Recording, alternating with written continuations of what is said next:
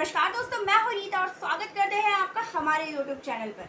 उत्तर प्रदेश में अभी जो माहौल है वो काफ़ी ज़्यादा ख़राब हो रखा है। आपको बता दूं कि उत्तर प्रदेश में जब योगी ने जिस तरह से कहा था कि माफिया और डॉनों को मिट्टी में मिला देंगे, तो कुछ ऐसी ही कार्रवाई अभी उत्तर प्रदेश में चल रही है। हालांकि कोई इसके पक्ष में है तो कोई इसके खिलाफ भी नज़र आ रहा है। तो वही बीच में जो उत्तर प्रदेश के सबसे बड़े माफिया डॉन अतीक अहमद थे, उनका भी सफाया हो चुका है और साथ ही साथ उनके भाई अशरफ और उनके बेटे का भी सफाया हो चुका है। आपको बता दूं कि अतीक अहमद और उनके भाई अशरफ का भरे प्रेस में उनके सर पर बंदूक तान कर उनकी जान ले ली गई थी।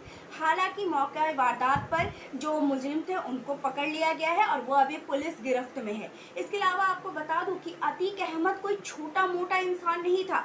अतीक अहमद के ऊपर न जाने कितने केस है। 44 साल उसने उत्तर प्रदेश में लूटपाट से लेकर जमीन जब्त से लेकर अवैध निर्माण से लेकर न जाने कितने प्रॉपर्टीज जो है वो अपने नाम किए थे, जो कि हम आज आपको एक फाइल के जरिए बताने वाले हैं कि आखिर अतीक अहमद जो है उसके पास कितनी प्रॉपर्टी थी और वो कितना अमीर था, कितनी गाड़ियां, कितने प्लॉट्स उसके नाम है। देखिए एक फाइल के जरिए।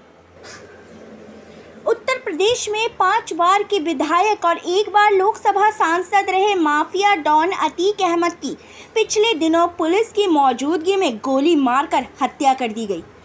अतीक अहमद की हत्या अपने पीछे कई सवाल भी छोड़ गई। इसके साथ ही अतीक कई राज भी छोड़ गए। उन्हीं में एक ये भी है कि आखिर अपराध के इस आका के पास कुल कितनी संपत्ति थी। उसने अपराध के अर्थशास्त्र को नामी बेनामी संपत्तियों के जरिए कहां तक पहुंचाया था। एक रिपोर्ट के मुताबिक यूपी के एडीजीपी प्रशांत कुमार ने पिछले महीने मार्च में कहा था कि सरकार ने अतीक अहमद और उसके परिवार से संबंधित 11,684 करोड़ रुपए की संपत्तियों को जब्त किया है। हालांकि यह उसकी घोषित संपत्ति नहीं थी।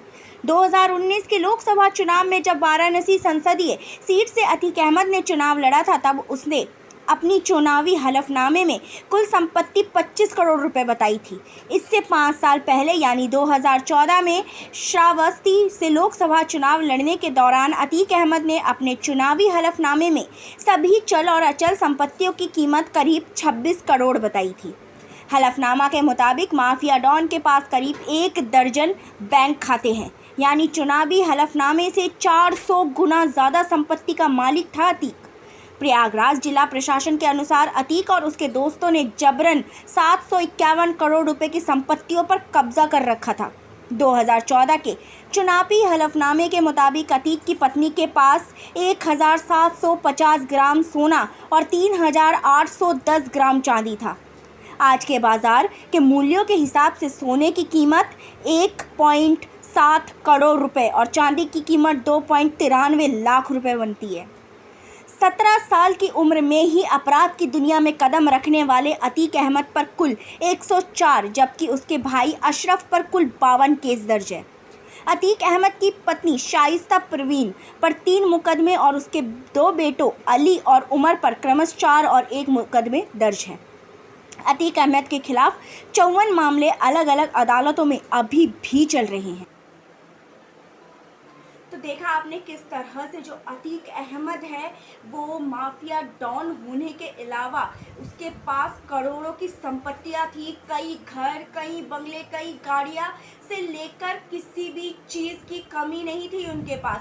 घोड़ों के बहुत ज़्यादा शौकीन थे अतीक अहमद के बेटे। जी हाँ, अतीक अहमद के बेटे असद जो है वो घोड़ों के शौकीन थे, इसलिए घोड़ों का एक अस्तबल से लेके हज़ारों इम्पोर्टेड घोड़े भी जो है वो मंगवाए जाते थे सिर्फ उनके बेटे के लिए। तो इस तरह का रिहायशी जो उनकी ज़िंदगी थी वो उसको जीते थे। लेकिन हाल ही में आपको बता दूं कि अतीक अहमद, उनके भाई और उनके बेटे का जो है वो सफाया हो चुका है। इसके अलावा अभी जो पुलिस है वो जो मेन अब 2 बचे हुए हैं मुजरिम, उनकी तलाश कर रही है, जो कि उनकी बीवी शाइस्ता परवीन है और इसके अलावा गुड्डू मुस्लिम है। जी हाँ, शाइस्ता और गुड्डू को पकड़ने के बाद काफ़ी ऐसे मामले जो है वो सामने आ सकते हैं, काफ़ी ऐसे राज खुल सकते हैं जो शायद अतीक से खुल सकते थे। इसके अलावा अगर आपको हमारी ये रिपोर्टिंग अच्छी लगी हो, हमारा ये सेगमेंट अच्छा लगा तो हमारे चैनल को लाइक कीजिए, सब्सक्राइब कीजिए और बेल आइकन का बटन दबाना मत भूलिएगा।